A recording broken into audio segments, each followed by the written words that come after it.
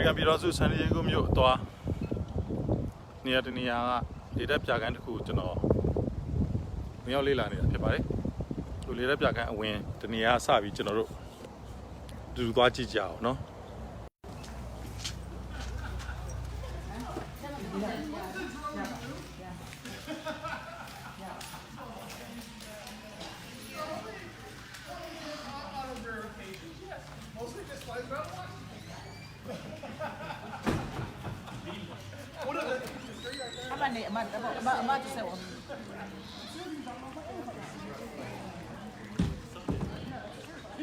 ဒီနေညာကြီးဒီနေညာကြီး This is my brother. They came from Burma. He was in the military and captain. Ex-service no and no he's no an ex-service and Ex-service. he's a pro-democratic fighter. So I brought him to see our American Air Force Museum. And then I said there's a lot of World War II survivor and veteran. So who are you? He's our World War II survivor. Yes, I'm registered nurse. I'm news. I know I'm familiar with these all guys. I love them. You guys are awesome. Good. Are you in the Pearl Harbor? No. No, I was in the British Air Force. British Air Force? So are you the British guy? So you must be to Burma. Yeah, we were flying there. I was over Europe. But There we go. oh we had a whole group on. Because we know that the British and American flying there, we call the Buffalo, the airplane, big. Yes, big. right. Yeah, and then you have the F2A, bullfighter. Exactly. F2A. Yes. And then you have the bullfighter out there as well. Yeah. And he wanted to put in their face for the light on out there. So can he let him go and give you a $10? Is that right? It's $10 each to get in. Yes, that's what I'm saying. But I want him to go in and take it. We all go together. So I give you $40. Can someone go with him to go? Okay. Because I'm in here 1,000. I live here. I'm Riverside citizen. Okay. Okay. My boy went to be in the military, so he's already in the ROTC. Very good. It's good for a young person to be in. Exactly. There you go. $40. Do you want to catch or do you want to cut this? Yes, sweetheart. That's fine. Thank you. She's the leader, I ဟော guess. ကြည့်တော့မှတ်မိတော့အင်းစိန်ထောင်ထဲမှာကျွန်တော်ထောင်ကြစဉ်ရုံးထွက်တဲ့လူတွေအတွက်ရုံးထုတ်အမှတ်သားဖြစ် This is our ဆိုလက်တွေမှာတစ်စိရတာလို့သွားသတိရပါတယ်ဒီမှာတော့သူရဲ့လင်းပုံလေး 1959. စာကန်းအဝင် It still ဝင်ကြီး holds 10 all ဒေါ် the လာ world's speed ငါငွေ1000ခွဲပေးရ for a jet aircraft and altitude records. Do you think you can explain to him so he can record on it? Well, I တော့အဆင်ပြေပါမှာ could. I can only speak English, though. That's It's okay. She speak English. I speak English. Okay. I can't really take you around as a tour guide, but I can help you out. You can tell him what is it? This where belong to what? Yeah, What this war? airplane here is a What little wall we foul using? net, and you can get in that. Okay. So you can see people climbing in and out, so you're allowed Okay. to do အဲ့ that. ပုံမတက်လို့ရတယ်။ We ask you not to touch the aircraft because of the oils in our hands. The oil And these are a lot of old airplanes. အဲ့မလို့ဟိုတက်လို့ရတယ်ပေါ့တက် But this is So the get it, inside I'm and the getting- outside. The Thank you. important things, Okay. across from this wall over here is the restrooms. Hangar number 2 has been closed today because we're having a memorial service for our veterans. သူတို့နိုင်ငံကစစ်တီတပ်ဖွဲ့အစင်တန်းအသီးသီးအတွက်ဗက်ဒစိတ်တွေထိမတ်အစီတွေအားလုံးလွယ်လွယ်နဲ့ကိုယူနိုင်တယ်အမတ်တရနေနဲ့တင်စီထားနိုင်ပါတယ်မင်္ဂလာတော့ဟောနေပြီလား Okay How do you get it? Okay, thank you. Yes, okay. Now this is the SR-71 Blackbird. It was designed in 1959. 19 We had a spy plane at the time called the U-2, နော် and it was shot down by the Russians, and they captured our pilot. Oh. So President Eisenhower contacted Lockheed, and he says, design us a spy plane that cannot be shot down. Oh. This airplane flew from 1963 through 1997. Over its period of its lifetime, over 600 missiles have been fired at it, and the closest missile to get to it was still a mile away from it. It was never hit by enemy fire, never downed by enemy operations. It could photograph 100,000 square miles every hour. Wow. One of these aircraft flew from Los Angeles to New York, crossed our continent, 3,000 miles, and did it in 59 minutes at an altitude of 16 miles. That's in the upper 1% of our atmosphere. The airplane was designed before there were computers. This was done by slide rules and just plain old mathematics. The design team was headed up by a gentleman named Kelly Johnson.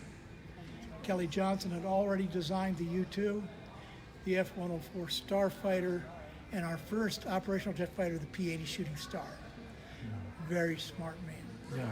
None of these aircraft, this one here was actually in the movies, Space Cowboys. This is the airplane that was in that. But this airplane has flown over 25 missions over Vietnam, taking photographs, and it has helped map every square mile of the Earth. During the hot points of the Cold War, these would fly constantly over the Soviet Union. And if they moved a bomber from one side of a runway to the other, we knew about it. And that has never been duplicated since. The airplane was made out of titanium. The skin, because it got so hot in flight, over 1,200 degrees, that aluminum would melt. But there's only one country has enough titanium of aircraft grade, and that is Russia. We bought the titanium for this airplane from Russia so we could spy on them. Oh. And you do that by making fake companies. And you buy titanium from all over the world, South America, Africa, everywhere else. And it's funded by having fake programs. The Air Force ordered toilet seats for their airplanes at about $6,000 a toilet seat. And they've ordered hammers for the Army at $800 a hammer. We weren't buying hammers, not buying toilet seats. There was money being funded into this. And that way nobody knew where the money was coming from. Because if Congress or the Senate knew we had a black program, which all spy programs would call black programs, within weeks the news media would have it. So you just kept it secret. So you tend to take lies. This airplane, Come. you can go up on the work stand, look at the cockpit. Okay. You can't touch the airplane. But if you've got a selfie, you Yeah. could reach over and look at the cockpit. There's nothing secret. So These are all analog. yeah, thank you. Analog instruments, Okay. because you're looking at 1950s technology. Oh, 1950. There are a few instruments. that are 1950ကထုတ်လုပ်ခဲ့တဲ့သူတို့ရဲ့ technology တွေကိုတဲ့သူတို့ဘာမှပြောမထားတော့ပါဘူးတဲ့ 1950ကသူတို့သုံးခဲ့တယ်ဆိုတော့သူတို့ရဲ့ဓာတ်တွေအတွက်ကြာတာထားပြီးပါပြီတဲ့ဘုသူဒ္ဓအနေနဲ့ဘုသူပြင်ကတော့တရုတ်နဲ့ရုရှားကိုပဲအားကိုးနေရတယ်ကျွန်တော်တို့မြန်မာနိုင်ငံကလေတက်မတော်ကတပ်ဖွဲ့ဝင်တွေအတွက်ဘုသူဒ္ဓပါတို့လည်းရောက်ခုကြမှထင်ပါတယ်တော်တော်လည်းပဲဒီကနီးပညာတွေနဲ့အာမခံချက်ရှိတယ်လေဒီရဲ့အသက်ကိုအမြင့်ဆုံးတန်ဖိုးထားပြီးမလွဲမရှောင်တာမှလေဒီရဲ့အသက်အန္တရာယ်ကိုထိခိုက်စေအောင်စီမံဖန်တီးထားတဲ့ဤစနစ်နီးပညာတွေနဲ့လေဒီရဲ့အသက်တာအဓိကဆိုတဲ့တန်ဖိုးထားမှုတွေကိုမြန်မာတပ်မတော်ကအတူယူစံထားစေကြလို့ပါကိုအများသောအဖြစ်လီရင်ပြတ်ကျလိုက်တိုင်းလေဒီရဲ့ပါဝင်တိမ်ပါဆုံးရှုံးနေတာအကြီးပဲကြားတော့လီရင်ဆိုတာပတ်စံရှိရင်ပြန်ဝင်လို့ရတယ်ပြည်သူတွေအခွန်ဘဏ္ဍာနဲ့ယူတည်တည်လေးစားသားပေးဆောင်လာရင်စိုက်တဲ့တန်ဖိုးရှိတဲ့ပစ္စည်းဝယ်ယူလို့ရပါတယ်လေတရဲ့တူပြည်သူပြည်သားတူတိုင်းပြည်တွေတန်ဖိုးရှိတဲ့လူတူဆုံးရှုံးမှုမဖြစ်စေချင်ပါဘူးအဲကြောင့်မလို့ဟို pipeline ရှင်းပြတဲ့လူအသေးသေးကျွန်တော်ရှင်းပြနေပြီမဲ့အချိန်သိမ့်မရလို့ကျွန်တော်ကလေးလိုက်ခီးဒီကတင်ဆက်ထားတဲ့အားတွေကိုပဲရိုက်ကူးပြသသွားပါမယ်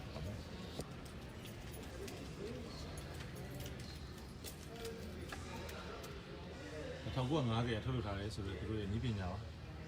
ကျွန်တော်ပေါ်တက်ကြည့်ကြည့်ပါဦးမယ် So if you look at the engine over there, if you look at the exhaust, it's also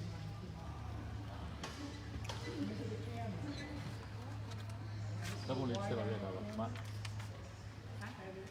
တူတူ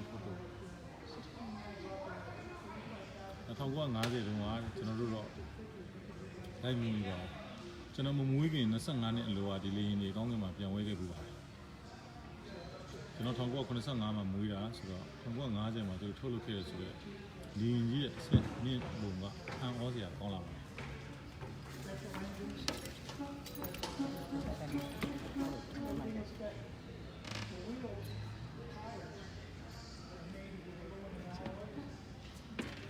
the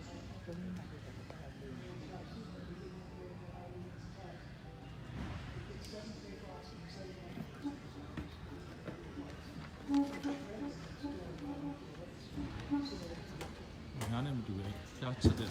ဒီဇိုင်းနဲ့တိုက်တီနီယမ်တက်တူတွေသုံးပြထားတဲ့ဘီရင်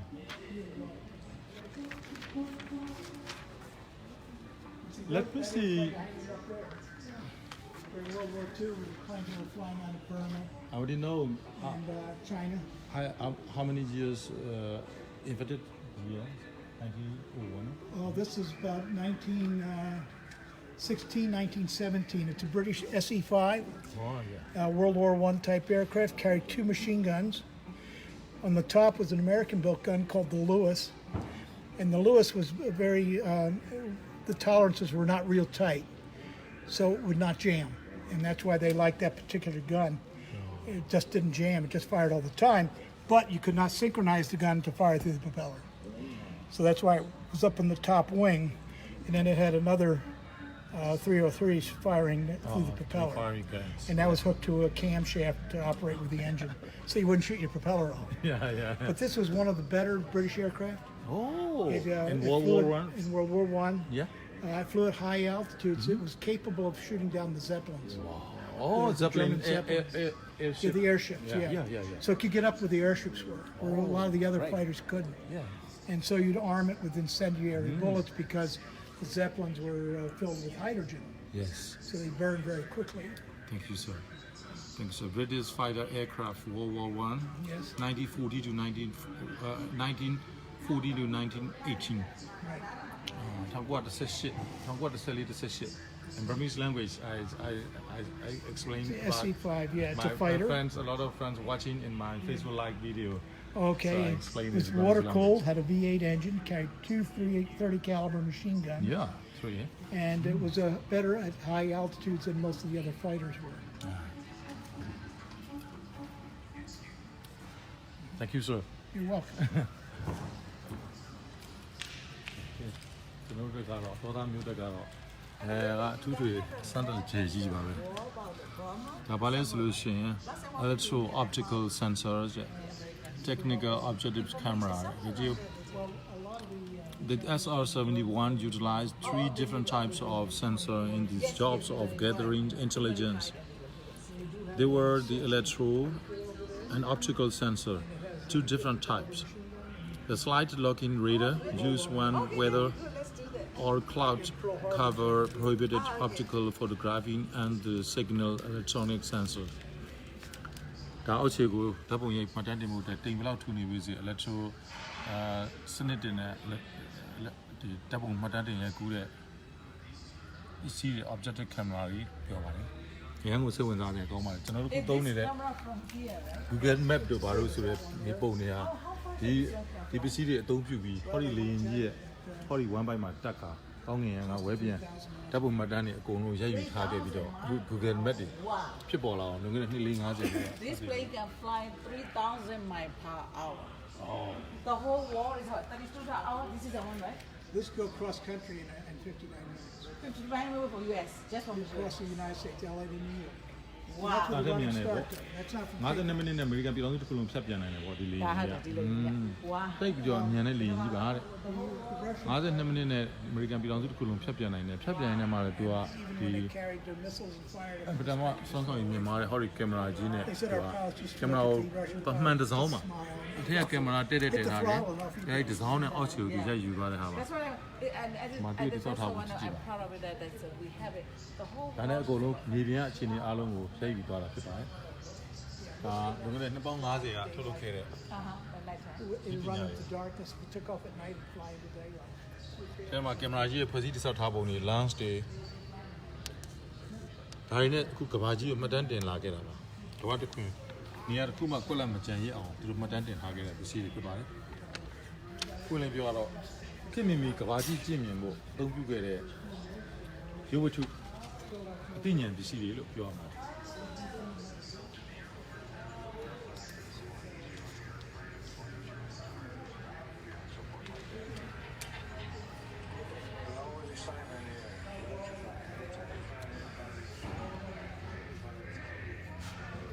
အခုဒီကီးတွေရောက်ရှိလာအောင်ကျွန်တော်ကိုငွေကျပ်သိန်းညာချီကုန်ကြခံခေါ်ဆောင်ပေးခဲ့တဲ့ Flash ဂျူမြန်မာကို James ရန်ကျေးဇူးတင်ပါတယ်နိုင်ငံတော်အစီအစဉ်နဲ့နိုင်ငံတော်အထောက်ပံ့မဟုတ်ဘဲနဲ့ ဒီကြောင့်မိမိတို့ရဲ့ပြည်သူကူညီဆောက်ရှောက်မှုနဲ့ကြောက်ချီလေးလာခွင့်ရတဲ့အတွက်လည်းအများကိုကူညီပါတယ်ဒါကအမှန်တကယ်တော့နိုင်ငံတော်အဆင့်နဲ့နိုင်ငံတော်တစ်ခုလုံးကဆေးလွတ်ထားတဲ့ပုံကိုယ်တွေစနစ်တကျလေးလာပြီးဒီများတိုင်းပြည်တွေဖွံ့ဖြိုးတိုးတက်တဲ့တီးပွင့်တွေကိုမိမိတိုင်းပြည်ကိုကူးဆက်သေးယူမိမိတိုင်းပြည်ဖွံ့ဖြိုးအောင်မိမိတိုင်းပြည်တည်ငြိမ်အောင်မိမိတိုင်းပြည်ငြိမ်းချမ်းအောင်မိမိတိုင်းပြည်တိုင်းပြည်သားတွေအားလုံးရဲ့လူနေမှုဘဝတွေတည်ငြိမ်ချမ်းအောင်ဆောင်ရွက်ရန်တာဝန်ယူထားသူတွေရဲ့ထီးဖြစ်စမှာလေသူတို့တွေလေးလာမယ်ဆိုရင်လည်းဒီလိုလေးလာလိမ့်မယ်လို့ထင်ပါတယ်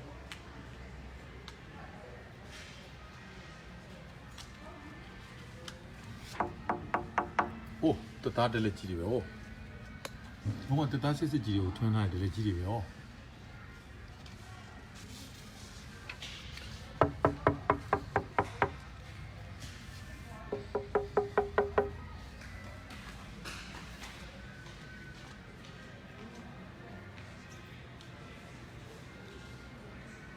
ဒီဝင်းလုံးကတော့ကြည့်စရာအများကြီးပါပဲနောက်ထပ်လေရင်အဆင်းရာချီရှိနေပါသေးတယ်ရှော့ကြည့်လို့တော့ဝါမှမဖြစ်ပါဘူး Join the air service learn and earn ဒါအရင်တော့ထုတ်ခဲ့တဲ့ poster လက်ကမ်းစာတော့အဟောင်းလေးပါပုံလုံးကြည်ချင်းအဖြစ်ပထမကဘာစစ်လောက်တော့မှပုံဖြန့်ချီခဲ့တဲ့စာရွက်ဖြစ်ပါလိမ့်မယ်ဟောမှာ Zeppelin air ship ကြီးတွေကိုဟောဒီ Spitfire လို့လေယာဉ်နေနဲ့တိုက်ခတ်ဖို့အတွက် learnဆိုပြီးတော့ရေးထားတာပါဒီမှာရေးထားတဲ့စာလေးတွေရဆွဲလေးတွေကျွန်တော်ဖတ်ကြည့်ပါဦးမယ်ဒါ March Feed through Lady Deck က1919တုန်းကသူရေးခဲ့တဲ့ Second Lieutenant Paul D. Williams record of flight hours activities and qualifications 1980 to 1919လို့ရေးထားပါတယ်သူရဲ့ log book ဖြစ်ပါတယ်လေယာဉ်ပြန်တမ်းမှုမှတ်တမ်းစာအုပ်လေးဖြစ်ပါတယ်ဘယ်ကနေဘယ်ထိပြန်တမ်းပြီးပြီဆိုမှတ်တမ်းကိုထည့်ရရှိရမှတ်တမ်းရေးသွင်းထားတာပါ1918နဲ့19ကြားထဲမှာ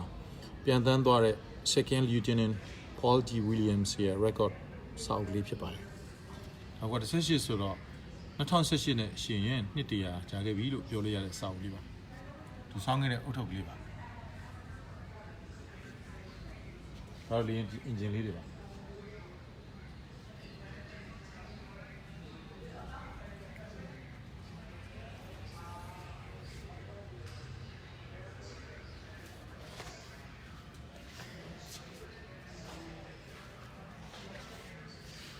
ဒီခုံးလေးကတော့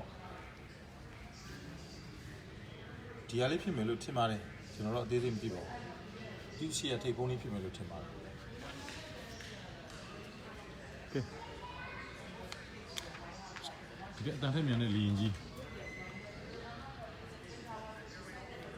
1950လောက်တည်းကလွန်ခဲ့တဲ့နှစ်ပေါင်း80ကျော်ကလေးကကမ္ဘာကောင်းကင်ရဲ့ထက်မှာပြန်တန်းခဲ့မှုတဲ့လီရင်ကြီးအမေရိကန်ပြည်ထောင်စုတစ်ခုလုံးကို59မိနစ်နဲ့အတော်တည်းမှာဖြတ်ပြန်နိုင်တယ်ဆိုတော့အတန်ထက်မြန်တဲ့လီရင်ကြီးအန်ဟောကြီးနဲ့ကျွန်တော်ကြည့်နေပါဒီလီရင်ကြီးရဲ့တန်းတဲ့အစိပ်ပိုင်းတွေတတ်ထုအစိပ်ပိုင်းတွေရှာဖွေတွေ့ရှိလာတဲ့အားလုံးကဝါမီကြီးရဲ့မြေကြီးအောက်ကထွက်လာတဲ့တယံဇာတတွေကိုပဲဤပညာနဲ့တီထွင်မှုတွေနဲ့ထုတ်လုပ်ပြီးကောင်းကင်မှာအတန်ထက်မြန်အောင်ပြန်တဲ့နယ်စွမ်းဆောင်သွားခဲ့တာ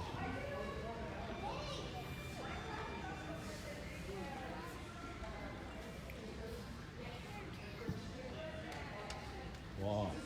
ကျွန်တော်လန့်တော့ပါရေရဲတွေဝှက်စုံနေနဲ့ထွက်လာပြတော့ကျွန်တော်လန့်တော့လှုပ်ရှိကြည့်လိုက်တော့ဘာကြီးတွေလဲပေါ့ဝှက်စုံကြီးတွေလူကြီးဆိုတော့ဂျိုသားကြီးတွေအိုင်မလို့ကျွန်တော်လန့်သွားမယ်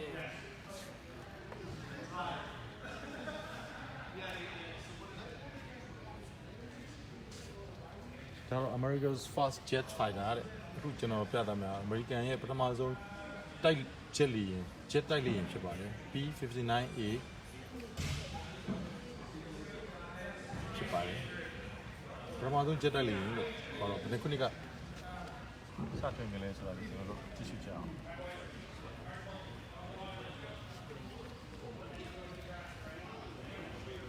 Manufacturer Bell Aircraft Corporation ကထုတ်လုပ်ပါတယ်ဒီအမျိုးအစား fighter jet ပါ fighter ပါအရှိကတော့38 ปี10လက်မှဖြစ်ပါတယ်အမြင့်ကတော့17 ปี17.4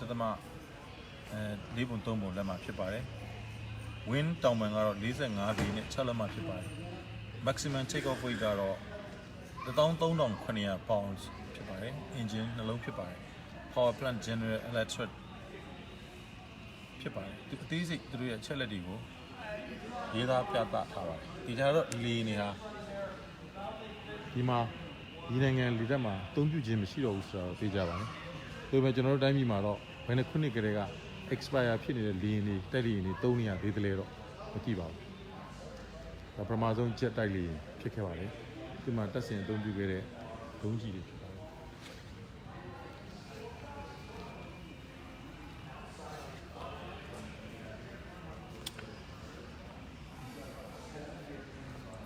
Designed in the mid-1950s, 1950 လဲလောက်မှာတဲ့ by M.E.W. Peter as a low-cost alternative to increasingly expensive and overly sophisticated military aircraft.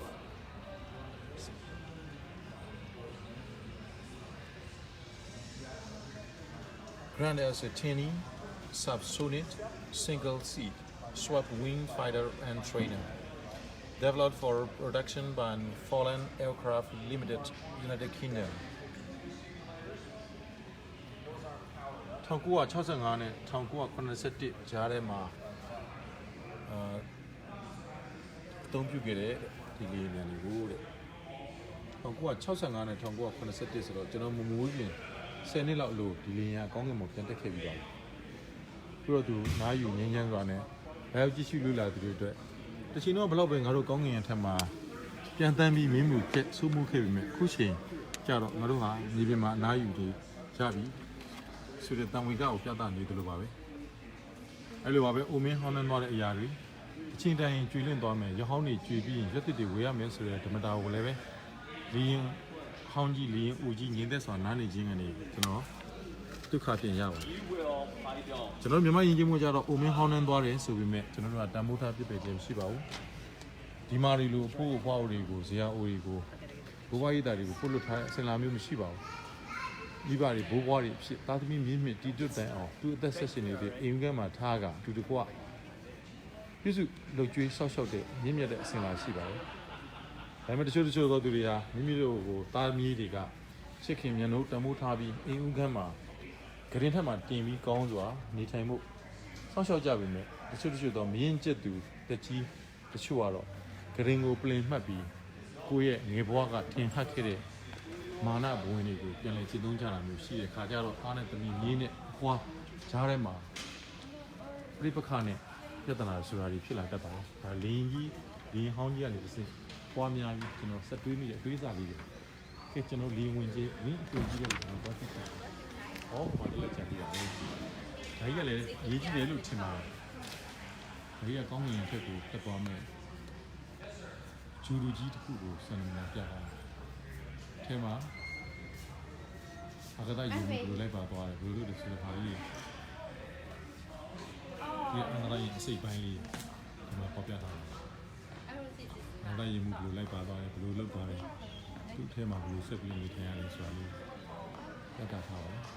ဒါကိုလေ့လာပြီးအများကြီးရှိပါတယ်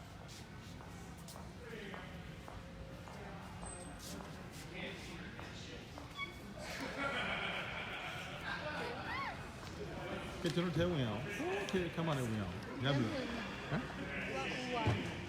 အဲ့ထဲဝင်နေရကဲအဲ့ဒါကြည့်ဒါရီကသူတို့ဘယ်လိုတည်ပြကြမှာလဲ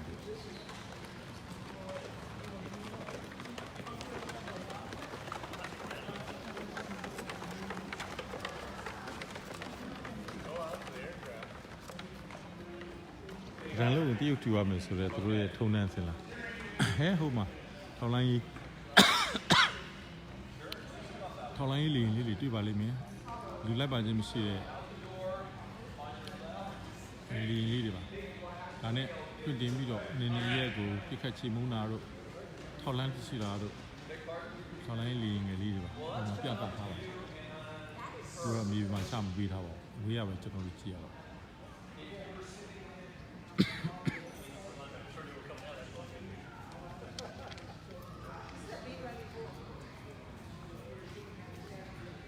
Cobra car, the little cobra တိတိလေးပေါ့ဒါပါလဲဆိုတော့ Bell Aircraft က Buffalo New York ကထုတ်တဲ့ P-39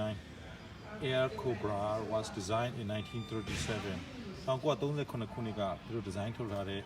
high altitude Interceptor, the single seat, low wing, single engine aircraft. Feature a combination of unique design elements including tricycle landing gear, side entry doors, and a mid fuselage mounted Allison. ကျွန်တော်ဖတ်တတ်တော့ဖတ်နေတာပါစစ်အသုံးလုံးတွေကျွန်တော်တို့မြင်ပါခဲ့ပါဘူး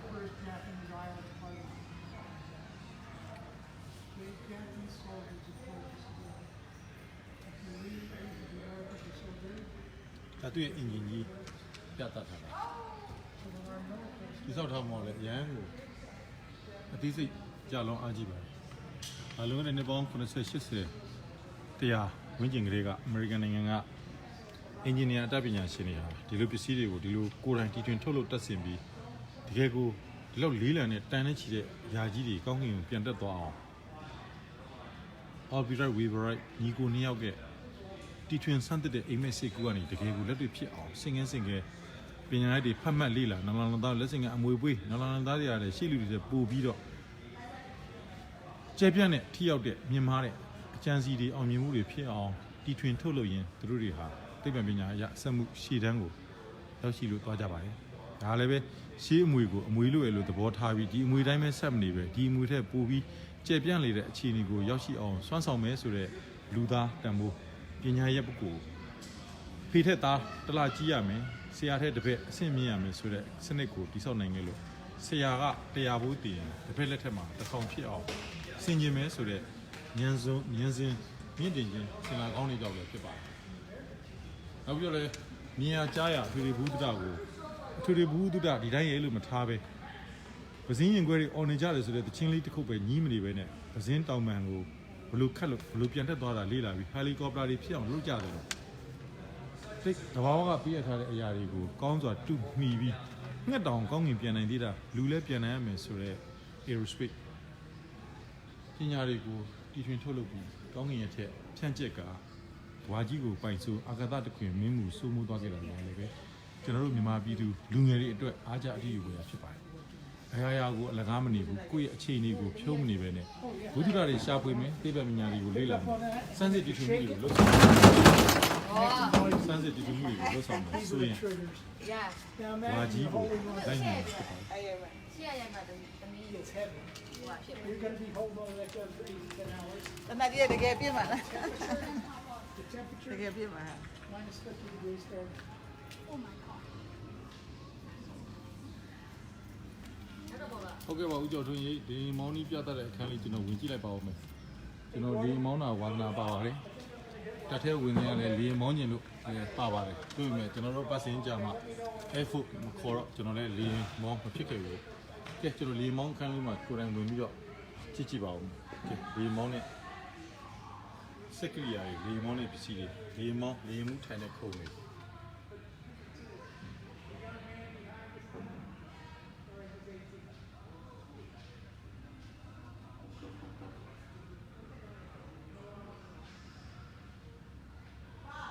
ဒီကောင်ဘယ်လောက်လေးလိုက်တဲ့အရာကြီးလဲဘယ်လောက်ကြီးမားတဲ့လေးလံတဲ့အရာကြီးကောင်းကင်ကိုပြန်တက်သွားအောင်ထိန်းချုပ်သွားအောင်အင်ဂျင်ဆောင်းကားကြီးကြီးနဲ့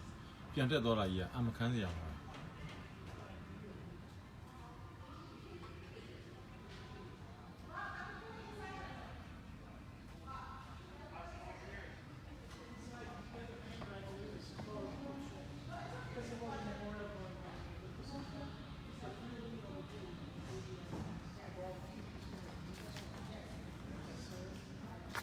ကျွန်တော်ခင်မမီတဲ့ကာလ electronic တွေပထွန်းကားသေးတဲ့အခြေအနေက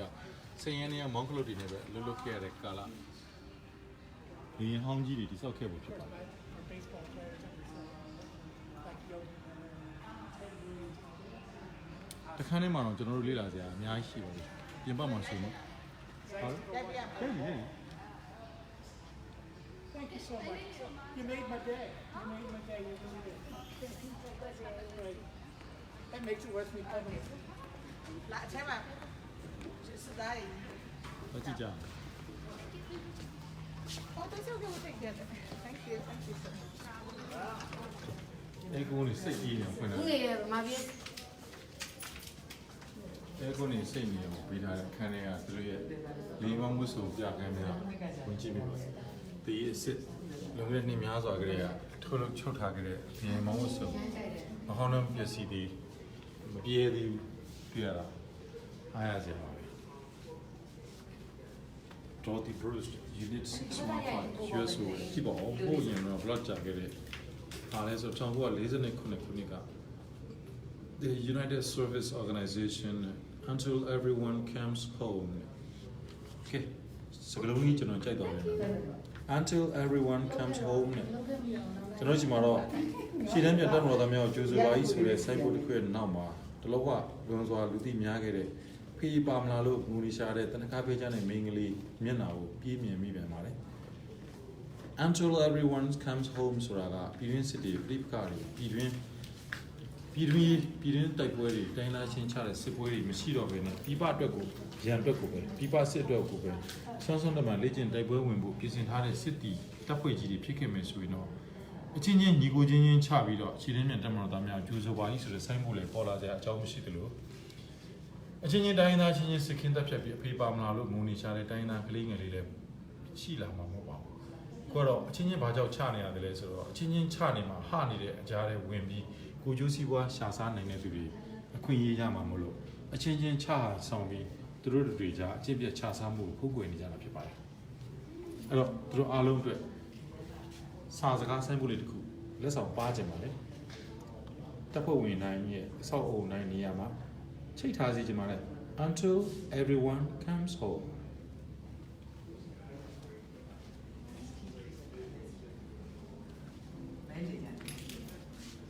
ဒါတော့သူတို့သုံးပြခဲ့တဲ့ကင်မရာ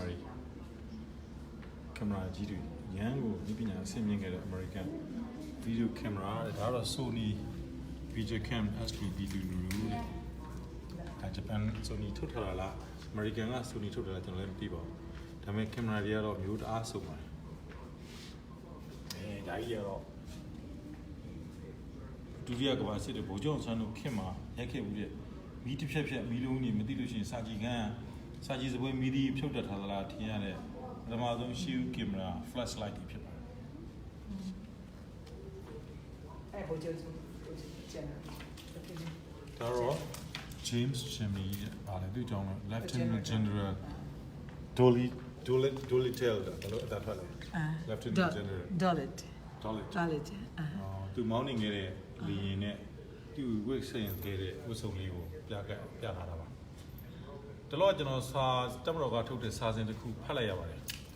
ဖတ်လိုက်တဲ့အထက်မှာတက်မတော်ရဲ့စစ်ကာကွယ်ဦးစီးချုပ်တွေအကြောင်းနဲ့လက်ရှိကာကွယ်ဦးစီးချုပ်ဟာဆွမ်းဆန်းတဲ့မှန်ဆောင်ရွက်လက်ရှိတဲ့အကြောင်းရေးသားထားပါတယ်အဲ့ထဲမှာသူဖော်ပြထားတဲ့တက်မတော်ကာကွယ်ဦးစီးချုပ်တွေထဲမှာဗိုလ်ချုပ်နေဝင်ဗိုလ်ချုပ်တန်းရွှေဗိုလ်ချုပ်စောမောင်ဗိုလ်ချုပ်မူကြီးတန်းရွှေသူတို့နောက်ပိုင်းမှာလက်ရှိဗိုလ်ချုပ်မူကြီးကတိုင်းပြည်တဲ့ဆွမ်းဆန်းတဲ့မှန်ဆောင်ရွက်နေတယ်ဆိုတဲ့စာတစ်ပိုက်တွေ့ကြတာ။အော်ဖေးရင်မေ့နေရှာပါလားလို့ကျွန်တော်တွေးမိလိုက်ပါတယ်။ဒါအင်ဂျင်ဟောင်းဖြစ်ပြီဒီပြတိုင်းမှာတခဏနာပြသထားတဲ့တာမန် Lieutenant General တယောက်ကဝိခဲ့တဲ့ဝစ်ဆိုသူ့ရဲ့သမိုင်းထုတ်ပတ်တီလေးကိုတစ်ခုတည်းပြသထားတာကိုကြည့်ရင်ကျွန်တော်တိုင်းပြည်မှာ Onsen Phobia ဖြစ်ခဲ့တဲ့ခေတ်ကြီးကိုပြန်ပြီးနှမျောမိပါတယ်။ဘာကြောင့်များရိုးသားခြင်းဖြောင့်မှန်ခြင်းဂုဏ်သတင်းကြော်စောခြင်းနဲ့ပြည်သူတိုင်းသားအားလုံးရဲ့ချစ်ချင်းကိုရရှိတဲ့တပ်မတော်ထူထောင်သူဖခင်ကြီးကိုဘာကြောင့်များစည်ရင်ဖြောက်ပစ်ခြင်းခဲ့ရတာလဲဆိုတာလဲလိုက်လို့တွေးမမီဖြစ်ခဲ့ဘူးပါလေ။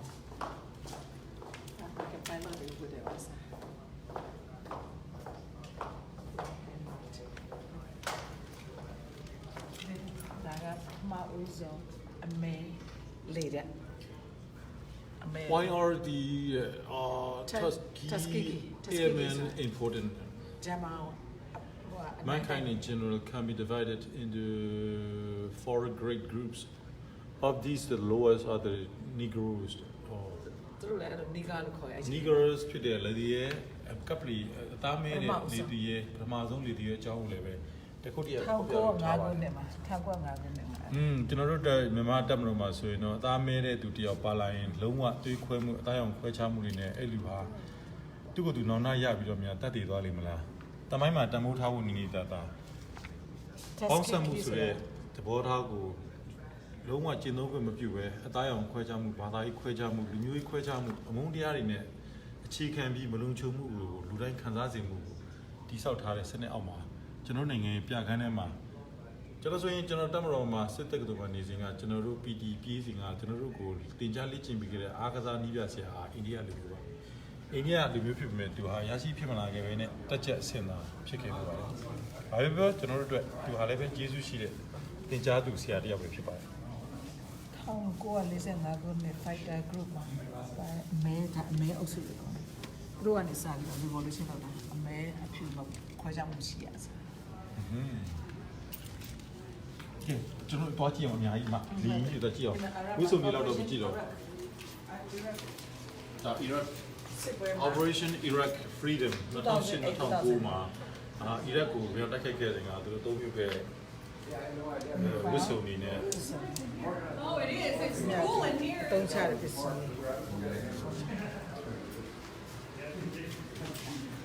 နောက်ဖြတ်တာထားရတော့အများကြီးပါပဲ အားရဆိုတော့အားရဖို့ဆိုတယ်ဘာဒါပြနေစမ်း ကျွန်တော်လင်းကြီးတော့ကြည့်အောင်လင်း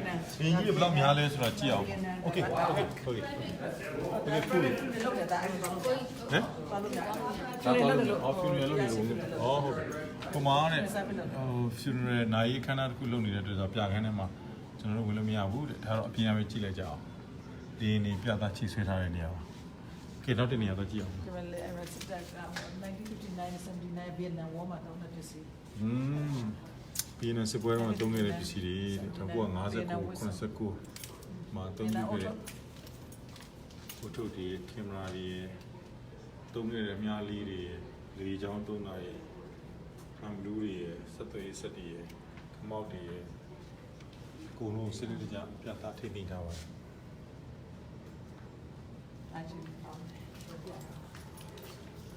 Gyro Gunsight ဆိုဗီယက်ကထုတ်တဲ့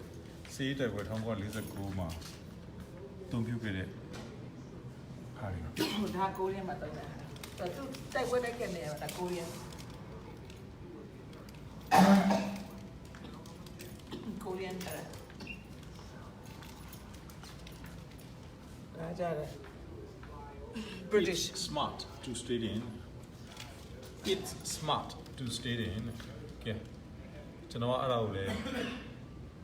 ကိုခံယူခြင်းနဲ့ကိုအဓိပ္ပာယ်ဖွင့်လိုက်ပါတယ် It's smart to do in Myanmar politics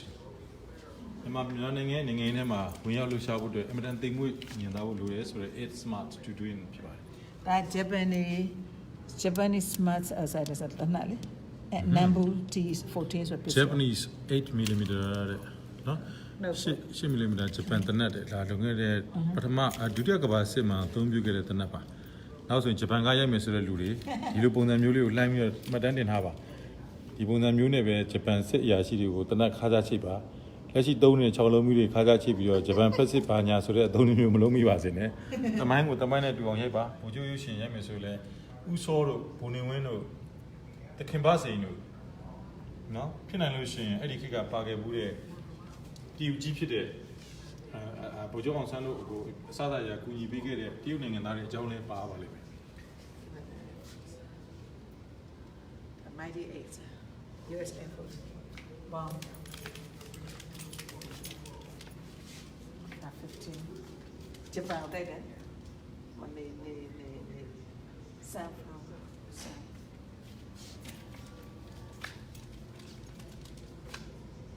အာရပိုင်လက်ခေါ်တယ်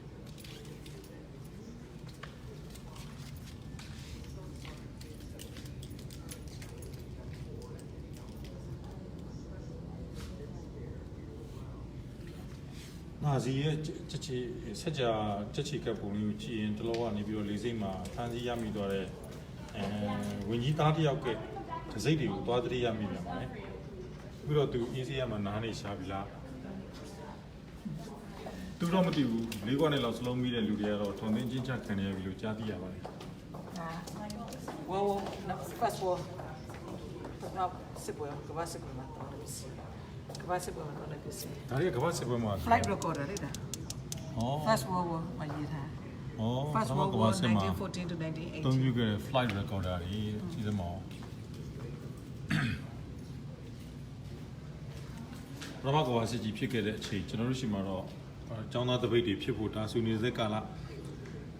ကိုလိုနီတူကျွန်တော်ကရုပ်ထွက်ကြအောင်ကြိုးစားကြတော့မယ်ဆိုပြီးဟိုအဝေးကဂျာမနီအကြောင်းဘာပင်လယ်ကြီးမှာစစ်တမောကြီးမြုပ်ပြီဆိုတဲ့အကြောင်းတီတိုလေလွင့်သတင်းလေးတွေဖြစ်နားထောင်နေတဲ့ကာလမှာသူများနိုင်ငံတွေကတော့ကောင်းကင်ကိုစိုးမိုးဖို့ဤပညာမျိုးမျိုးစတဲ့တပုတ်တီထွင်နေကြတဲ့အချိန်ဖြစ်တာပေါ့ဟုတ်ဘီဝင်းနဲ့ဝင်အောင်လေ အေးဝင်မယ်တော့ တော့မတော်မလားမရဘူး အဲ့ဒါအဓိကအဲ့ ကဲ ဒါမှ မိတ်ဆွေတို့ဒီကုန်းနဲ့ဆိုရင်လည်းခွင့်လွှတ်ပေးပါကျွန်တော်ပြန်ကြည့်လို့ရအောင်ရင်ကျွန်တော်နဲ့အတူတူကျွန်တော်မျိုးလုံးတစ်လုံးနဲ့ဖြစ်ပေမဲ့ကျွန်တော်မျိုးလုံးရဲ့နောက်ကျွန်တော်အုံနောက်ကျွန်တော်အသေးနှလုံးထဲမှာတတိုင်းတစ်ပြည်လုံးပါစေခြင်းနဲ့ဆိုတဲ့ကျွန်တော်ရဲ့ချစ်မြတ်နိုးမှုတိုင်းပြည်ပေါ်ချစ်မြတ်နိုးမှုကြောင့်ဤပညာကိုအသုံးပြုပြီးကျွန်တော်မြင်သလိုအားလုံးမြင်စေခြင်းနဲ့အတွက် live နဲ့တင်ပြပေးနေတာဖြစ်ပါတယ်ကျွန်တော်မျိုးလုံးကတိုင်းပြည်ရဲ့မျိုးလုံးဖြစ်စေခြင်းပါတယ်ကျွန်တော်ရဲ့အသေးနှလုံးကကျွန်တော်ရဲ့အသေးနှလုံးဟာတိုင်းပြည်သားဖြစ်စေရှိတဲ့သူအားလုံးရဲ့အသေးနှလုံးမျိုးဖြစ်စေခြင်းပါတယ်ကျွန်တော်ကြားတာဟာတိုင်းပြည်တွေဥဆောင်သူများအားလုံးကြားတဲ့အကြမ်းမျိုးဖြစ်စေခြင်းပါတယ် တော့ကကြီး ကျွန်တော်တွေးမိတာတိုင်းပြည်ကောင်းစားစေခြင်းနဲ့စိတ်သက်ရှိတဲ့သူအားလုံးတွေးစေခြင်းနဲ့အတွေးတွေဖြစ်စေခြင်းပါတယ် ဒီနေ့ကတော့တကယ်ကိုစစ်ပွဲထဲမှာတိုက်တဲ့လေးနေပါခင်ဗျာ ကဲကျွန်တော်တို့စစ်ပွဲထဲမှာသုံးပြီးတက်ခဲ့တဲ့လေရင်ကြီးတွေ ဂျပန်မှာနုမြဘုံကျဲတဲ့လေးဒီမရှိပါဘူး Hey guys, it's in flame. It goes. ဟုတ်ကဲ့ကိုယ်ကိုယ်မလေးနေ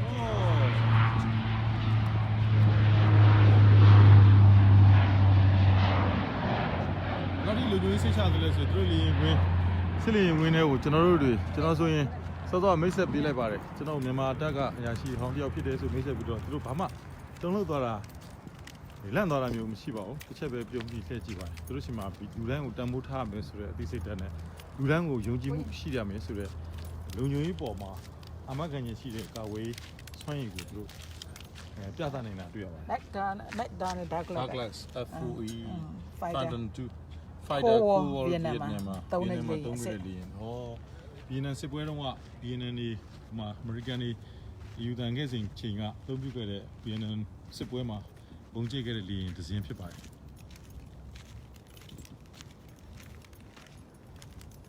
California Air Force 382 AF69 3822ဒီမှာစလုံးနေပါလေ ဒါကတော့ Fighter Grumman Cold War တို့ YF-14A Storm Tomcat Desert Fighter. Storm ပါလေ Desert တဲ့ကနာမှာ Enduring Freedom the Desert was တဲ့ကနာစစ်ပွဲတော်တဲ့မှာသုံးခဲ့တယ်ဟလား Fighter Cold War စစ်အေးတိုက်ပွဲတဲ့မှာဆိုတော့သူကဘယ်နှစ်ခုနှစ်1980 delivery begin in 1972 in 1987နော်80ကနေ80ကွန်ကြားမှာ Super Tomcat လေရင်တင်းတဲ့တင်မော produce မှာ better engines and improved တင်မောမှာတင်းတဲ့လေရင်တယ် တင်မောတင်တဲ့လေရင် တင်မောမှာတင်းသွားတဲ့လေရင်တယ်ဘုံကျဲတဲ့ ဒီ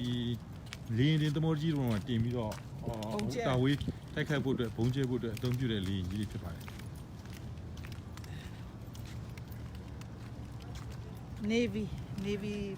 Navy Air Force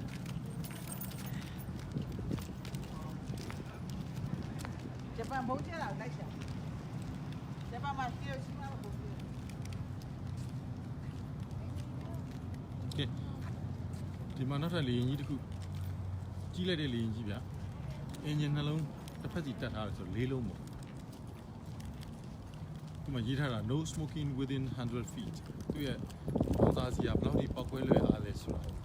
အေဒီယာတော်ထဲမှာတော့ဆက်လိမတော့ဘူးဆိုတော့စိုင်းဘုတ်ကိုသူ့မှာငကိုချိတ်ဆွဲထားတာဖြစ်ပါလိမ့်မယ်ကျွန်တော်တို့ရုပ်ရှင်တွေထဲမှာ Hollywood ကားတွေထဲမှာသိပ္ပံကားတွေစကားတွေမှာဂျပန်ကြီးဖြစ်ပါတယ် Boring used only B-29A against the Japanese World War II မှာ ဒုတိယကမ္ဘာစစ်မှာတဲ့ largest operational bomb bar အကြီး designed ဆုံး to replace a အကြီးဆုံးတိုက်ပွဲ B-17 ဝင်ဘုံကျဲလီဖြစ်တယ် B-29 used only against the Japanese ဂျပန်တွေကိုတော်လန်တိုက်ခိုက်ဖို့အတွက်ပဲအသုံးပြုခဲ့တယ်တဲ့ only နဲ့ it relied on its speed and heavy defensive armament to render ဟီရိုရှီမာမှာဘုံကျဲတဲ့လေရင်တယ် The most famous mission was in 1945 one Colonel Paul Tibet B-29 dropped the first atomic bomb on Hiroshima ဟာကဲ Hiroshima မြို့ကြီးတစ်မြို့လုံးပြာကျသွားအောင် nuclear ဖြစ်သွားအောင်ဘုံကျဲခဲ့တဲ့လေယာဉ်ကြီးဖြစ်ပါတယ် နောက်ဒါ B-29 ရတယ်နောက်တော့လေကိုရီးယားမှာလည်းသုံးခဲ့သေးတယ် ကိုရီးယားမှာလည်း1950 extended လုပ်ပြီးတော့ပြန်ပြင်ပြီးတော့ ကဲကြည့်ကြအောင်နုဘုံကြီးကျဲချခဲ့တယ်ဆိုတဲ့လေယာဉ်ကြီးကျွန်တော် ဒီအောင်ကနေဘုံကျဲဒီမဲ့要这样文字来干。 ထောက်ရက်ထက် 甭进来，里面甭往里面来，甭里面加一杯，哈， ဟာဒီမှာဘုံကြီးတွေချိတ်ထား 我 ပြီး 是在干那么些吧？ ညနေပြီးတော့ဘုံကြီးတွေဒီကနေကျဲချခဲ့တဲ့လေကြီးဖြစ်ပါတယ် 哦，不嘛，甭的，甭加噻，棒 ကြ。ည့်စမ်းမအောင်ဘလောက်ထိကြီးကျယ်ခမ်းနားမှုဖြစ်အောင်တိဆောက်ထားတယ်လေရှုပ်ထွေးနေတဲ့သူတို့ရဲ့စောက်ပုံတွေဒါဂျပန်နေကျွန်တော်မြန်မာပြည်မှာအဲ့ဒီခါတော့ဖက်စစ်စနစ်နဲ့ကျွန်တော်တို့ရှိဟိုပေါ့လက်သေးကိုလီခွာ19ရက်ဆက်ဂျပန်ဆိုပဲဂျပန်တိုင်းတော့မဟုတ်ဘူးလို့ကျွန်တော်လည်းဖတ်ရပါတယ်သူတို့တွေမန်ချူရီးယားကနေပြီးတော့အရင်ကမှခေါ်ဆောင်လာတဲ့တပ်သားတစ်တွေပေါ့မန်ချူရီယန်အခုမြောက်ကိုရီးယားလို့လူမျိုးတွေလို့ထင်ပါတယ်အဲ့ဒီစစ်သားအောက်ခြေစစ်သားတွေကမြန်မာပြည်သူလူထုပေါ်မှာလက်နက်အားကိုးနဲ့ရက်ဆက်စွာအနိုင်ကျင့်တကူပြနေတဲ့အချိန်မှာဂျပန်ရာရှိတွေတချို့ကဥပမာဘုံမိုးကျိုးလို့ပေါ့ဒီလူတွေကဖက်စစ်စနစ်ရဲ့မကောင်းပုံဖက်စစ်စနစ်ရဲ့တမိုင်းပေါ်မှာနာမည်ပြတ်လောက်အောင်သူပြောပါတဲ့ အတန်းနဲ့ကြည့်ပြပါ တမိုင်းမှာမကောင်းပုံတွေကိုတီးတော့ဂျပန်ရာရှိတချို့ကလည်းမကြိုက်ခဲ့ပါဘူးဒါကြောင့်မလို့ကိုကျောင်းဆန်းတို့ဂျပန်တွေကိုတော်လာတော့မယ်ဆိုတဲ့အချိန်မှာဘုံမိုးကျိုးဟာခံစားချက်တစ်ခုပြသခဲ့တယ်ဆိုတာတမိုင်းမှာအထင်ကြီးမှတ်တမ်းပါပဲထားပါတော့အဲ့ဒီမြန်မာပြည်မှာဂျပန်တွေကောင်းစွာစိုးမိုးမင်းမှုပြီးနှိမ့်ဆက်ကလူပြုတ်နေကြတယ်ဗမာတပ်မတော်ပြည်သူတိုင်းသားအားလုံးပါဝင်တဲ့ဗမာတပ်မတော်ကဂျပန်ဖက်စစ်တွေကိုတော်လန်တိုက်ခတ်နေတဲ့အချိန်မှာဟောဒီလေမြန်ကြီးဟာဂျပန်နိုင်ငံရဲ့ဟီရိုရှီမာမြို့သွားပြီးတော့အနုမြူဘုံကြီးကိုကျဲချပေးခဲ့ပြီးတဲ့နောက်ဂျပန်ဘီရင်ဟာချွင်းချင်းမရှိလက်နက်ချတယ်ဆိုတဲ့ထုတ်ပြကြေညာချက်တစ်ကမ္ဘာလုံးကိုထွက်ပေါ်လာခဲ့တာပါဒီလီရင်ကြီးနီးပညာနဲ့မှီပြီးဒီလီရင်ကြီးမှာထည့်သွားတဲ့ကမ္ဘာပထမဆုံးအနုမြူဘုံလို့ပြောလို့ရမယ့်အနုမြူဘုံကြီးကိုတည်ထင်ပေးလိုက်တဲ့တည်ထင်ပေးမှုကိုအစပြုခဲ့တဲ့အိုင်စတိုင်းဟာလည်းပဲနောက်ပိုင်းမှာနောင်တတရားတစ်ခုရခဲ့တယ်လို့ကျွန်တော်လည်းသမိုင်းမှာဖတ်ပါတယ်မိသူတွေမိတို့ပဲနောင်တတရားရခဲ့ပါသည်သိပ္ပံပညာရှင်တီထွင်တဲ့ဒီပညာတွေနဲ့ဝါကြီးထဲမှာစိုးဝါရက်ဆက်စွာမင်းမှုလွှမ်းမိုးနေတဲ့ဖက်စစ်စိုးတွေကိုရက်တန့်သွားအောင်သူတို့ရဲ့တကိုးတွေကိုပြတ်တောက်သွားအောင်ဟောဒီဘုံကျဲလေးကြီးဒဇင်းတဲ့ကပြုတ်ကျသွားခဲ့တဲ့လေးလံတဲ့အရာဝတ္ထုတစ်ခုနဲ့ကြောက်ခမန်းလေးလီပေါက်ကွဲမှုကြီးတစ်ခုကကဘာကြီးရဲ့အနာဂတ်ကိုအဆုံးဖြတ်ပေးခဲ့တယ်ဆိုတဲ့သမိုင်းဝင်ထောက်ထားတစ်ခုဖြစ်ပါတယ်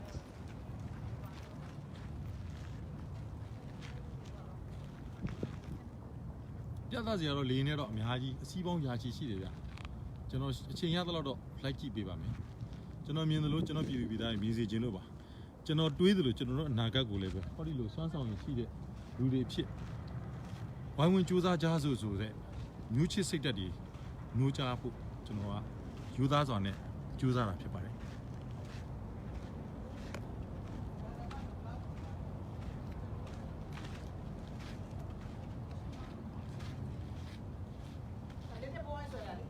ဗါလေ 这在不按照有西马有下来不的，能不能录点来？你们啥戏？你们这边戏？ ဒါနမူနာပါတဲ့ဟီရိုရှီမာကိုကျဲချခဲ့တဲ့ဆိုဘုံရဲ့ sample နမူနာဖြစ်ပါတယ်တဲ့ 不不的，不嘛。 Atomic bomb that destroyed Hiroshima, overshadowed by the staggering complexities of the Manhattan Project and the creation of the world's first nuclear weapon. Thousands of similar texts, each essential to the success of the atomic bomb, also require considerable resourcefulness and ingenuity designed for conventional weapons. B-29 bomb jelly in Jima, that's in Gere. Numi Bongo, that's in Gere Bongo. But then the Bongo, yeah. You can't get there, Let the boy attach with the then deliver elegantly into the position. The point was rise into the Angola keys, bomb beat or Botas in the bow.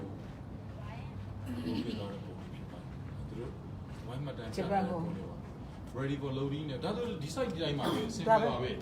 Decide. Decide. Even Yaro Mima. Decide the Japan. You love me alone. Capacity to cool yet and toss it. Dijama power in there.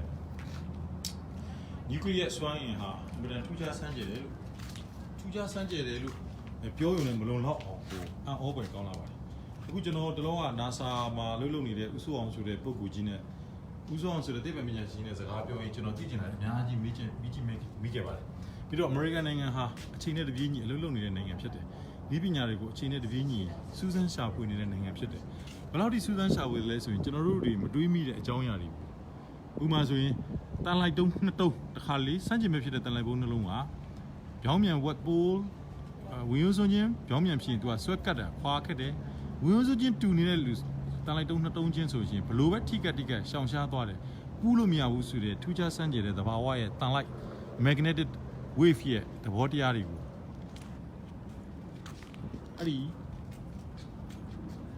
အဲ့ဒီတန်လိုက်နှစ်ခုကဘာကြောင့်တွန်းကန်ကြတယ်လဲဘာကြောင့်ဆွမ်းငင်ကြတယ်လဲဆိုတဲ့တန်လိုက်ဆွမ်းရင်ပိုးနှစ်ခုကြားတွေကဆွမ်းအားကိုတီထွင်ထုတ်လုပ်နိုင်ဖို့ကောင်းကင်ကို satellite ဂျူရူကြီး၄လုံးလွတ်တင်တပြိုင်တည်းဂျူရူ၄လုံးကလွတ်ထွက်တဲ့တန်လိုက်ဆွမ်းရင်နဲ့ကဘာကြီးကိုဝန်းပတ်ထားတဲ့တန်လိုက်ဆွမ်းမကားတွေရဲ့တကူတွေပါလေးလာနေတယ်လို့ကြားသိရတော့အခုနုမြူဘုံကိုလွန်ခဲ့တဲ့နှစ်ပေါင်း1940ကျော်လောက်ကထွင်နိုင်တာကိုကျွန်တော်မအံ့ဩတော့ပါဘူးကျွန်တော်တို့တိုင်းပြည်မှာတော့သူများနိုင်ငံကဒေါ်လာတန်းရာထောင်ချီပေးဝယ်ရတဲ့လေမြန်နေတဲ့မော်ကြွားသူများနိုင်ငံကနေဝယ်ရတဲ့လက်နက်တွေနဲ့တက်ဆင်ပြီးခိမိတက်မလို့ကြွေးကြော်သူများနိုင်ငံတွေရှိကိုငွေကျပ်တန်းနဲ့ချီဒေါ်လာတန်းနဲ့ချီအကျွေးပေါင်းဘီလီယံနဲ့ချီတင်ပြီးကိုယ်တိုင်းပြည်တန်ဇာတာတွေအကုန်လုံးသခိုးစင်းနဲ့ထုတ်ရောင်းရေနံ gas ကြောက်မြင့်နေတာအားလုံးသခိုးစင်းနဲ့ထုတ်ရောင်းကိုပြည်သူပြည်သားတွေကတော့ထမင်းတစ်လုပ်တော့ဝအောင်မစားနိုင်ဘူးဒုက္ခအတိရောက်နေတဲ့အချိန်မှာတကယ်တမ်းတိုင်းပြည်ငြိမ်းချမ်းအောင်လုပ်ပြီးဟောကျော်သွားတဲ့တရားဇာတာတွေကိုအကောင်းဆုံးအသုံးချခင်မိတဲ့နိုင်ငံတော်ဖြစ်တည်ထောင်ဖို့အခုလိုစက်ုံအလုပ်ုံတွေစွမ်းအင်တွေစွမ်းမကားတွေသိပ္ပံအနုပညာတွေခင်မိတဲ့ရန်နေရတွေထုတ်လုပ်နိုင်တဲ့အထိစွမ်းဆောင်အောင်မကြိုးစားပဲတရုတ်နဲ့ရုရှားကဒေါ်လာတန်းရာချီဘီလီယံချီပေးဝယ်တဲ့လက်နက်များနဲ့တကိုးထွားကပြည်သူကိုဆက်ပြီးဓာမိုးထားဖို့ကြိုးစားခြင်းသေးတဲ့လူဒန်းစားတရက်ကိုတော့ကျွန်တော်ဒီပုံတွေကိုကြည့်ရင်အော်နှလုံးနာမိပါတယ်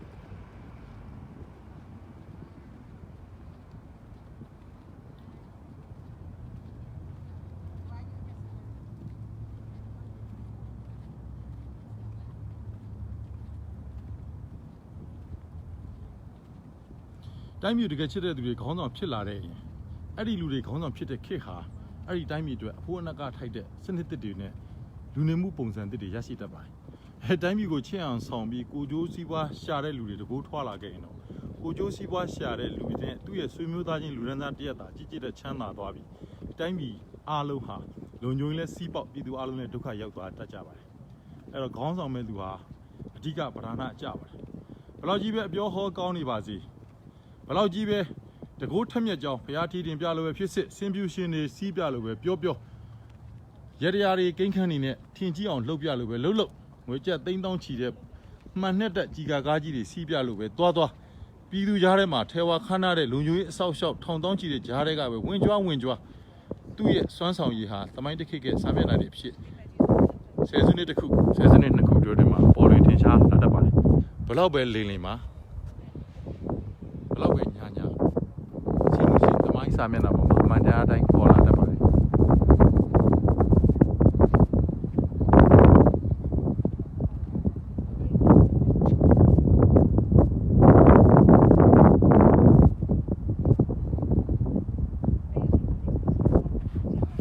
မှာ Coast Guard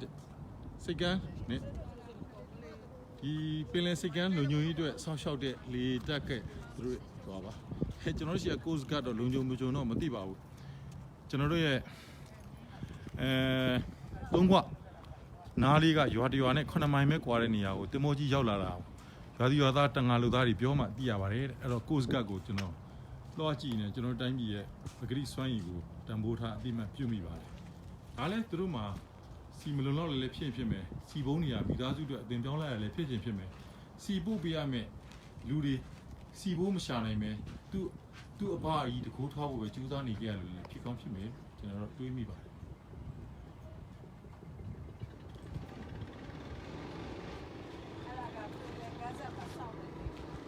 United States Coast Guard ကမ်းခြေစောက်တပ်ဖွဲ့ဖြစ်ပါတယ်ကမ်းခြေစောက်တပ်ဖွဲ့ကပြန်ထမ်းပြီးတော့ထောက်လန်းတဲ့လေယာဉ်ဖြစ်ပါတယ်အခုကကမ်းခြေကိုလည်းမဆောက်ရှောက်နိုင်ဘူးတစ်တော်တွေကိုလည်းမဆောက်ရှောက်နိုင်ဘူးတစ်တော်တွေအတိအလုံးလိုက်ကြီးခုတ်ပြီးတင်သွင်းနေတာကိုကားတွေနဲ့တော့ပြီးတော့မဖမ်းဆီးနိုင်ဘူးကြောက်မြတ်နာတူးတဲ့ဒေသတွေမှာကြောက်တွင်းကြီးတွေဟာအမတန်နှဆိုင်တဲ့ရေကန်ကြီးတွေမိုင်းနဲ့ချီနဲ့မြေတွင်းကြီးတွေဖြစ်ဒီမြေစာပုံတွေလည်းပြိုကျဒီမှာလာရှာနေရတဲ့တဝန်းတစ်ခါရှာစားနေရတဲ့ရေမစေးကြောက်ရှာဖွေသူတွေတစ်ခါတင်300-400တဘာဝကြီးလည်းပစ္စည်းဘယ်လုံခြုံရေးရမှာသွားပြီးဟောငါတို့မိမိနောင်သားတွေအတွက်ဘာမှမကြံခဲ့အောင်ပစ္စည်းနေပါဘောလားငါတို့တွေဒါတွေမပစ္စည်းအောင်ကမ်းခြေစောက်တပ်ဖွဲ့တွေရင်တွေတစ်တော်ထိန်းသိမ်းဆောက်ရှောက်တဲ့တစ်တော်ပြန်ဝဲတဲ့ glider တွေလေးအနေနဲ့ပြန်ဝဲဆောက်ကြည့်ပြီးတစ်တော်တွေတစ်ပင်တွေထိန်းသိမ်းဖို့တရားမဝင်တစ်ခုတဲ့လူကိုပြတ်သားစွာနှိမ့်နှင်းဖမ်းဆီးအရေးယူပြီးကမ္ဘာပြည်ကြီးထဲကနိုင်ငံကြီးတစ်ခုဖြစ်တဲ့မြန်မာပြည်ကြီးအကျဉ်းသားရစိတ်ချမ်းသာစွာနဲ့နိုင်ငံသားတွေနေနိုင်ဖို့ဆိုတဲ့ ညိုရေးအစီအမံမရှိရှာပဲနဲ့ထင်တယ်လို့ခေါ်ပြီးတော်တော်လေးပြောတော့ဖြစ်ရေးကြည့်တဲ့အခါလဲကဲရတစားစားပေါ်နေပြီပဲလာဝဲပြန်ကြည့်တဲ့ဟယ်လီကော်ပတာမရှိလာပါပြီဟယ်လီကော်ပတာတစားစားနဲ့လူကြီးရင်တန်းရောက်လာတယ်ကြည့်ရှုတယ်ပြန်ထမ်းသွားတယ်လူကြီးတော်တာဖြစ်နေတယ်လို့ညိုရေးအစီအမံတွေတကယ်တော့ပြည်သူအားလုံးအတွက်လိုအပ်တဲ့ခါမှာလိုအပ်တဲ့ဤပညာမြင့်အဆောက်အဦကိုအသုံးပြုပြီးတော့ပြည်သူလူကာကွယ်ရာကယ်ဆယ်ရာပြည်သူတွေအန်ရီရဲ့အတွက်ကိုထိုင်မာတဲ့ကာကွယ်အဆောက်အဦကာကွယ်ပစ္စည်းကာကွယ်ရေးတိုက်တွေနေဖြစ်နေပါတယ်အဲ့တော့ကာကွယ်ဘတ်ဂျက်မြန်မာပြည်မှာအများဆုံးရယူထားပါလျက်ကဲနဲ့ဘာကြောင့်များပြည်သူတွေကိုအခုချိန်ကြီးလုံခြုံအောင်မကာကွယ်နိုင်သေးလဲဆိုတာလဲစဉ်းစားစရာဖြစ်နေရပါတယ်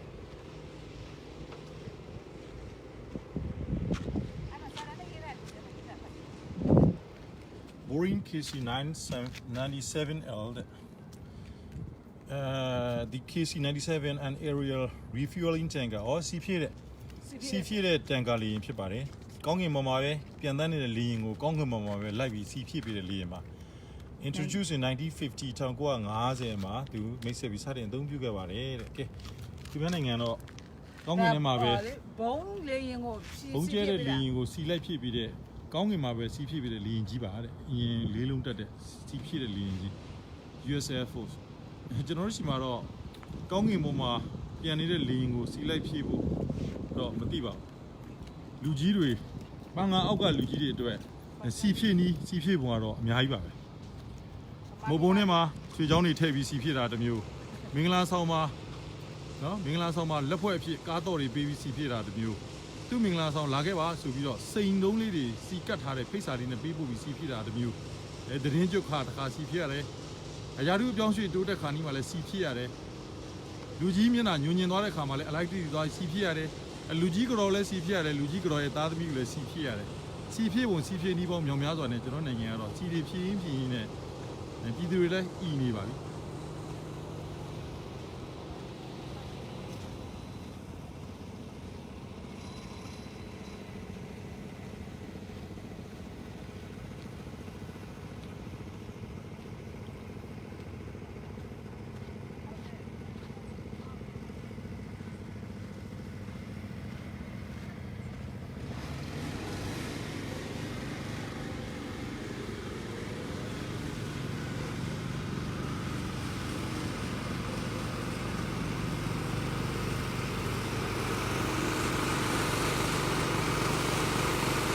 လေထုတ်တဲ့ဆက်နဲ့တန်ရှင်းလာလို့နေကြတာတို့ရှိမှာ standard တွေကိုတန်ဖိုးထားပါတယ် quality control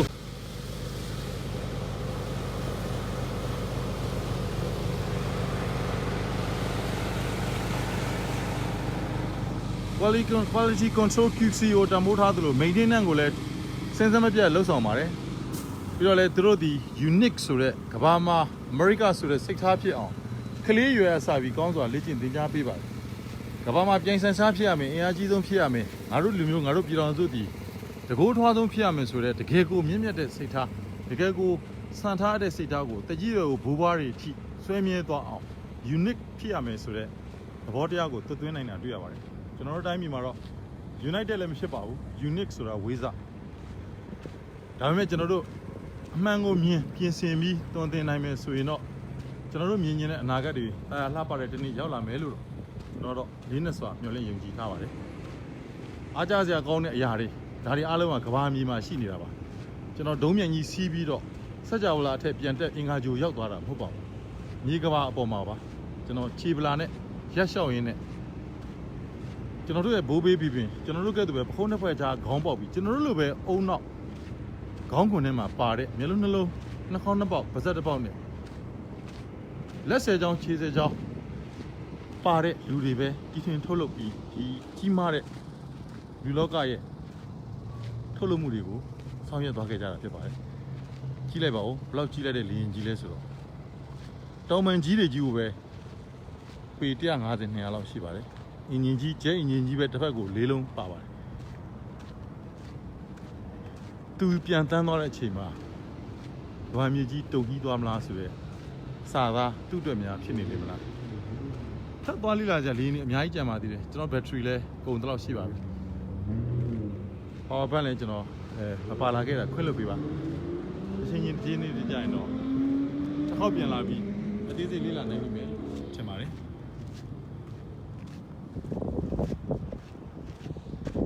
Okay, Boring B-52D Stratofortress. Considered the longest serving frontline military aircraft in aviation history with air-to-air refueling. B-52s are a truly global aircraft and have flown non-stop around the world. Some 24,000 miles. B-52 bombers were considered the weapons the enemy feared most of the Vietnam War. Vietnam စစ်ပွဲမှာကလေးကကဘာတလောက်ကိုမြန်မာနာပြန်တန်းတောင်းတဲ့ဒီလီမြန်ကြီးနဲ့ဘုံကျဲသွားခဲ့တယ်ဆိုတော့လေအားသိစရာပါပဲ B-52D is will fly too high to be seen or heard, dropping over 150 pounds bombs each. The Jima Pongaya lead bomb. Taya, there's some Pongjay and Marine. Pongaya, so the Pongadon thing in the Washington. Big, ugly, fat fellows have survived wars, modernization, and remain in the Attic Air Force inventory for almost 50 years. Our aircraft accumulated more than 200 combat missions in the Vietnam War, which latest from 1966 to 1975. 1985နောက်ဆုံးအသုံးပြုခဲ့တဲ့ဗီယက်နမ်စစ်ပွဲထဲမှာသူအကြိမ်ပေါင်းမြောက်များစွာစစ်စင်ရေးထဲမှာအကြိမ်ပေါင်း200ထက်ပိုတဲ့တိုက်ပွဲပေါင်းကိုဝင်ရောက်ဆင်နွှဲခဲ့တဲ့လေယာဉ်ကြီးလို့ပြောပြထားပါတယ်တိုက်ပွဲပေါင်း200ကျော်အထက်ကိုဝင်ရောက်ဆင်နွှဲခဲ့တဲ့လေယာဉ်ကြီးကြီးမားပုံကတော့ကြည့်ကြည့်ပါဦးကဲဒီမှာကျွန်တော်လိုက်ပို့တဲ့အမကြီးမကြီးမတက်ရက်နေတဲ့လူရဲ့ပုံနဲ့လေယာဉ်ကြီးရဲ့ကြီးမားပုံဆက်ကြည့်ကြည့်အောင်အကျယ်ကြီးပါပဲအေးတောင်းမပိုင်းဒါ B-52 ဗမာပြည်ကျွဲလို့ခေါ်တဲ့လေယာဉ်လေဟုတ်တယ်ဒီကြီးမားတဲ့ချက်ပဲ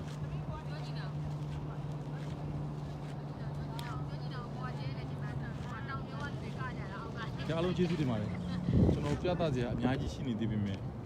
ဘက်ထရီအားချက်ပြလာတယ်မလို့ကျွန်တော်ခက်နားခွင့်ပေးပါတစ်ချိန်မို့တစ်ချိန်မှာတော့တိုင်းပြည်အတွက်တမိုးရှိတဲ့အလုပ်တွေကိုပြည်သူရဲ့တွန်းအားပေးမှုနဲ့ခိတ်ကတောင်းဆိုချက်ရကျွန်တော်တို့ပါဝင်ကူညီနိုင်လိမ့်မယ်လို့ညွှန်လင့်ပါတယ်လောလောဆယ်မှာတော့အာနာငွေကြီးနေရာအခွင့်အရေးအတွက်လူအသက်များစွာနဲ့တမိုင်းအနာဂတ်များကိုစည်နေတဲ့လူတွေအမြင်မှန်ရဖို့အရေးအားလုံးဝိုင်းဝန်းတွန်းအားပေးကြရမယ်အချိန်ဖြစ်တယ်ဆိုတဲ့အကြောင်းလေးကြည့်ရင်းနဲ့တချင်းလေးတစ်ပုဒ်နဲ့အဆုံးသတ်ချင်ပါတယ်ကောင်းကင်ပြားတို့ရဲ့ကောင်းကင်ပြားကောင်းကင်ပြားတို့ရဲ့ကောင်းကင်ပြားမိုးတိမ်တွေဖုံးအုပ်ပစ်ခဲ့နှုတ်ဆက်လိုက်ပါတယ်တို့ရဲ့ကောင်းကင်ပြားကြီးရဲ့မိုးသားမဲတွေကင်းတဲ့တနေ့မှာပြန်လဲလို့တွေးကြရအောင်မယ်မိုးသားမဲတွေကင်းရှင်းသွားတဲ့တနေ့တော့လှပလွန်တဲ့ကောင်းကင်ပြားပြန်လဲကတွေ့ရမှာပဲယုံကြည်လို့မြဲတမ်းဆောင်နေမယ်ကျေးဇူးတင်ပါတယ်ကောင်းကင်ပြားအောက်မှာတာယာစွာနဲ့ပြန်ဆုံတဲ့တနေ့အမြန်ဆုံးရောက်ပါစေလို့